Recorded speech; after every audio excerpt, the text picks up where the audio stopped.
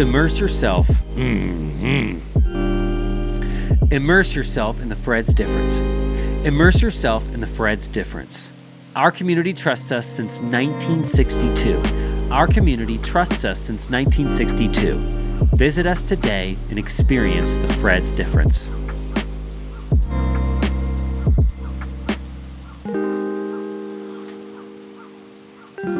Welcome to my new home office, and welcome to my YouTube channel. I am a documentary photographer and a filmmaker. I'm a cinematographer by trade. I'm an executive producer and most of the time director of photography at my commercial film business, Inland Film Co., or IF Company, in the Pacific Northwest. We're in eastern Washington, North Idaho, Montana area.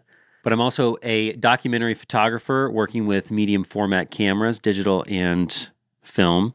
For the last 6 years, my business has had a corporate office. We are a lean company with just 2 owners, no employees. As a film company, we can call on contractors when we need them, all the different positions on set, hiring out the editing. For the last 6 years, we've had an office, a great office. We went through 2 different offices. We operate like a lean startup. We like to keep our overhead down. 6 years ago, I and Mitch both had young infant children, and we needed to work not from our homes. My wife told me that I needed to set some boundaries, a physical boundary between work and home. She said, "Get work out of here, please." So we found an office space in a corporate building.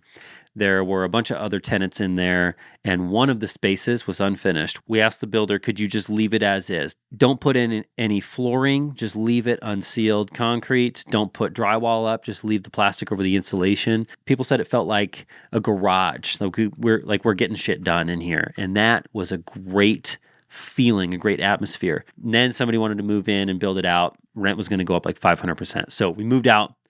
Found another great building, an old abandoned bank building. We knew the guy that owned the building. Happened to be my father-in-law. He didn't know what to do with the building yet, and so we asked if we could rent one of the rooms from him in there. We took it over. A few years later, an actual bank wants to use the building, so we got to move out. But by now, all of our kids are in school, so I can work from home again. In the interest of being a lean startup, I moved my office home. Mitch moved his office home. I'll give you a little tour. Here's where I edit. Here's where my gear is. Done deal. That's it. As a documentary photographer, I'm working with the Hasselblad 907X medium format camera. This hand grip was my wife's late grandfather's from his waist level viewfinder Rolleicord. I have repurposed it on my Hasselblad. For our commercials, we shoot on the large format Arri Alexa Mini LF, or we have a handful of other cameras. This is a Sony FS7. We've got an FS5. We've got a C200, depending on what we need. Depending on what the project calls for, we've got a drone. We do drones and stuff. We operate off of a small NAS server, and I edit on a MacBook Pro.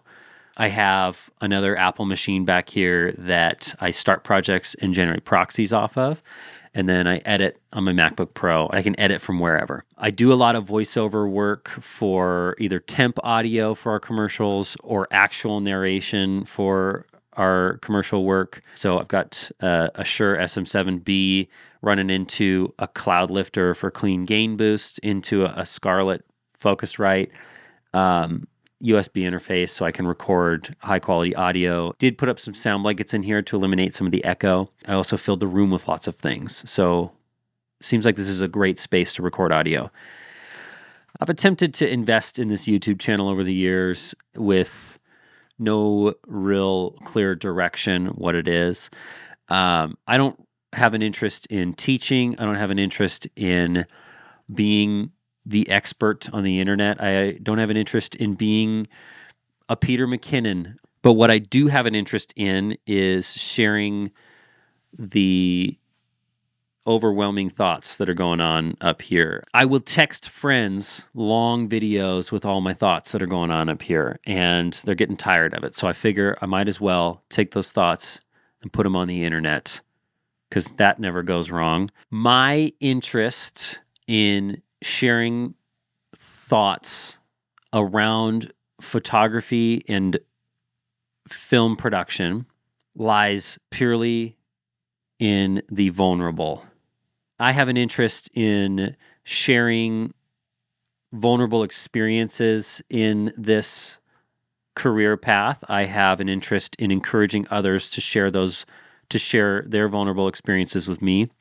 My buddy Julian Jari texted me this morning and sent me a link to a video that he just recorded about this same thing. This has been on my mind for a while, and he went there too. I wonder if YouTube is so saturated with industry experts and voices that want to be the expert that we're starving for vulnerability, and we're starving for raw, unfiltered, real life stories of what's going on in our world of production.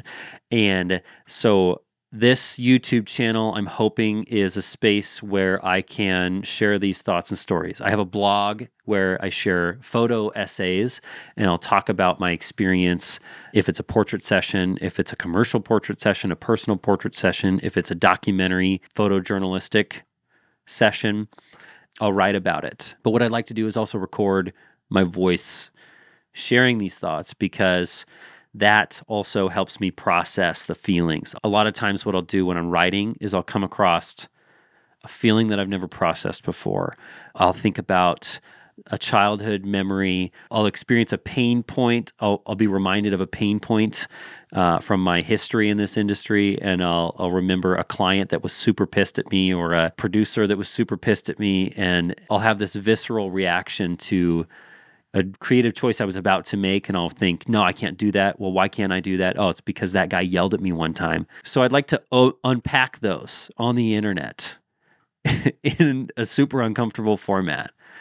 I did set up my home office with this intention. Mitch, I took our shelves and our gear and I set them up here so that I could have a set. This is kind of the set that we'd like to have for our Cinetherapy podcast. I'd like to open that back up again. Mitch and I will sit down for our podcast, the Cinetherapy podcast, and we'll record stories similar to this together. And we'll have guests on that are our friends. Oftentimes, if we have a guest on that's not our friend, we quickly become close friends, because in our film business, Mitch and I are dads first, we're fathers first, and filmmakers second, storytellers second. We are writing narrative feature films and episodic TV shows that we would like to create and film with this giant stupid camera. And we are fascinated by real life, our lives, sharing our lives, and the hurt and sorrow and excitement that is going on in our own lives, writing those into narrative form to create one day. So talking about those things seems to be something we are drawn to. So here's to a new chapter in my life and in my business's life. Cheers to the smell of burning plastic, because I used plastic clamps on that hot lamp a while ago. That light's been on long enough that it's filling the room with the smell of melting plastic.